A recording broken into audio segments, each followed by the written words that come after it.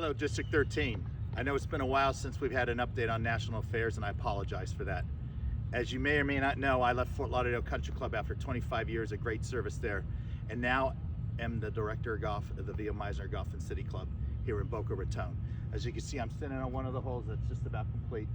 In the background is the clubhouse that we are going to tear down in the next 40, 50 days. We'll have a brand new clubhouse in about a year after that, and hopefully the golf course will be open this January. So anyways, first and foremost, I'd like to congratulate Russ Libby from the North Florida Section PGA. Last week, their officers got together at business planning and they had a vote for the District 13 director. Russ will be replacing me at the annual meeting in 2022.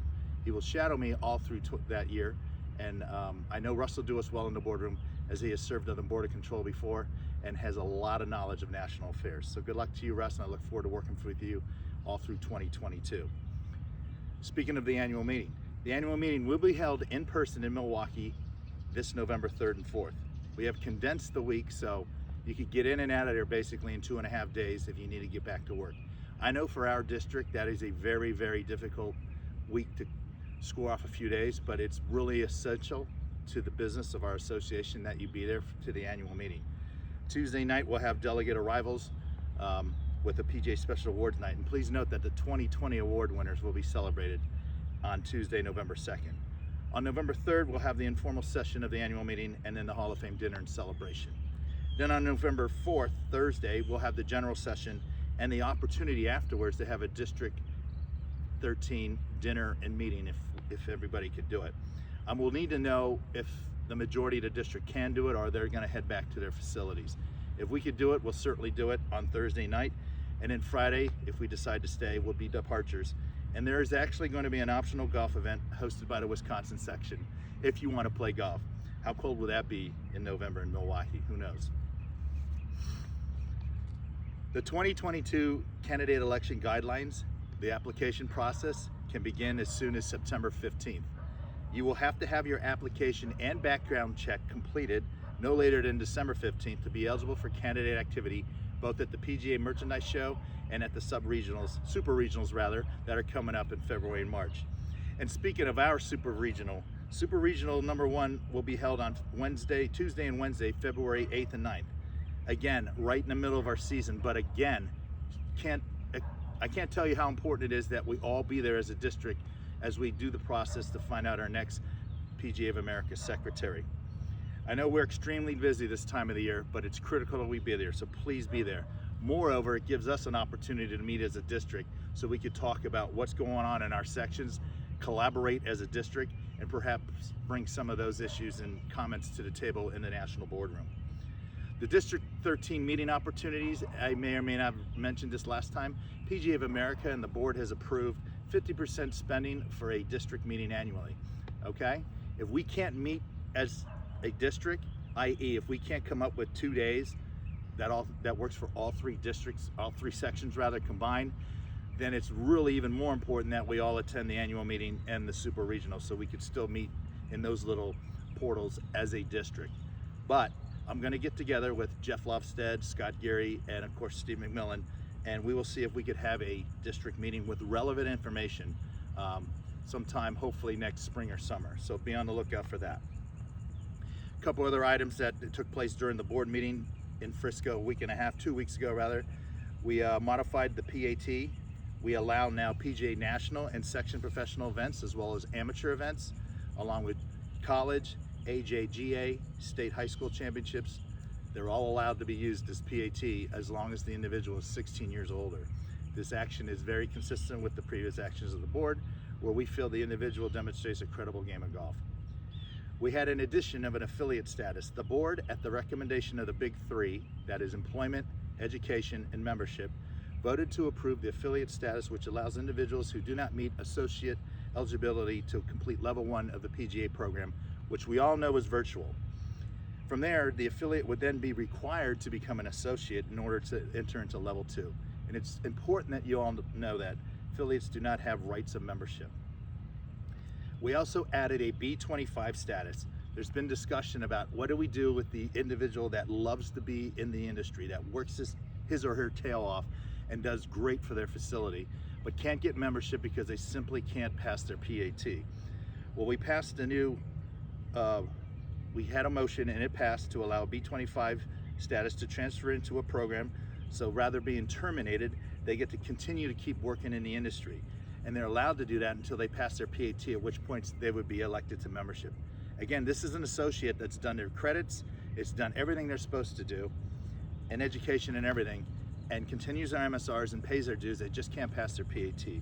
So this will allow them to stay in the business forever if they don't pass their PAT, which we felt was fine because we need passionate people, we need recruitment, and I'll talk about that later in my employment report. And speaking of which, employment committee update. As the co-chair of the National Employment Committee, along with past District 8 Director Dave Schneider and Senior Director Scott Kimmick, we are making huge strides in the world of career services for you. We have 20 career consultants nationwide, which you already know, and our efforts have never been more clear. Recruitment, recruitment, recruitment, period. That being said, we've added 4 staff members. They're going to be in all 4 regions of the country. Our regional representative for the Southeast is going to be Kate Dremel, who is the daughter of J.D. Dremel, the executive director up in Minnesota. So we look forward to having her on board. And what are they going to do? They're going to do what the career consultants can't do. They're going to attend our junior golf, our PGA golf leagues, and all our programs in an effort to recruit people who have an interest in making golf a career. Again, recruitment, recruitment, recruitment.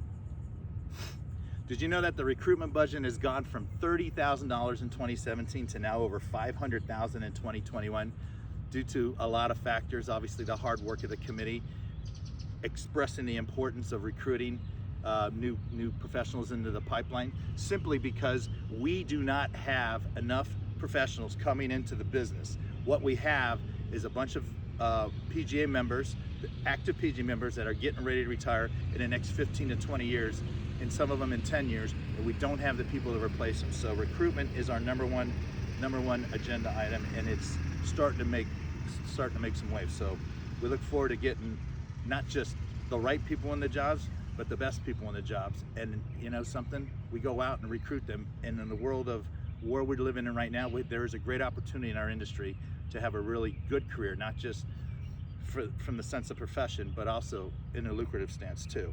So we're going to send that message out there. You know, the most important PGA staff member that you should be talking to, that all of our members and associates should be talking to, and please send this message, is the PGA career consultant. Whether it's Kathy Grayson in South Florida, whether it's Jim West in North Florida, whether it's Don Sweeting in Georgia, these people are here for our members and associates to guide them. They're our guidance counselors, they're our friends, and more importantly, they're here to benefit us, the PGA member and associate.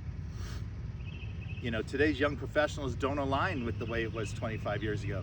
Young professionals, the reason why they're not getting into business is because of the compensation, the entry-level compensation, the work-life balance. The GG&A study tells us all this. So we are listening to it. You know, gone are the days where the old school pro says, oh, you got to do it the way I had to do it. No, wrong. We need to be more creative. We need to figure out a way to up the compensation for entry level. We got to figure out a way to have more benefits to our entry level professionals so they could enjoy their careers as a golf professional and not leave burnt out 2 or 3 years from now, which unfortunately so many people have done over the last year. So we are working diligently on that. And I love being on the employment committee with Dave, because let me tell you something. I believe that employment is the #1 benefit we could give our PGA member. I told you this at your section meetings, annual meetings, and I'll keep saying that. And I look forward to working on this committee the next couple years. Just a quick update on awards. I just want to let you know I also serve on the awards committee. We are in the stage of finalists right now. The finalists are getting their applications for all the awards. They, again, are 2021 award winners, which will be announced sometime in late December.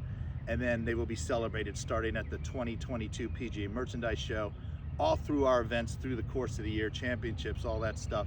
And then culminating once again with a celebration at the 2022 annual meeting that first night there, where we will be doing the special awards program as well. Just a couple medley of national affairs before I let you go. Here's some facts and figures for you. Section support has increased by $8 million since 2013. That's a 66% increase. Member program spending over that same time has increased by $11 million, which is a 55% increase. And this is pretty cool considering member dues only count for 2% of our annual revenue. The member programming spending is accomplished by managing the home Ryder Cup 4-year cycle. Quick update in Junior League. We just completed the spring and summer season with over 3,000 programs, just under 60,000 juniors playing, and just under 2,500 scholarships awarded. Please note that the finals will be contested again on ESPN in October, and there is a new rule now that all juniors in Junior League now must be 10 years old minimum. That's a policy in place that aligns with the ADM American Development Model. A place to play, the fourth pillar of PGA Reach. West Palm Beach Golf Park is well underway.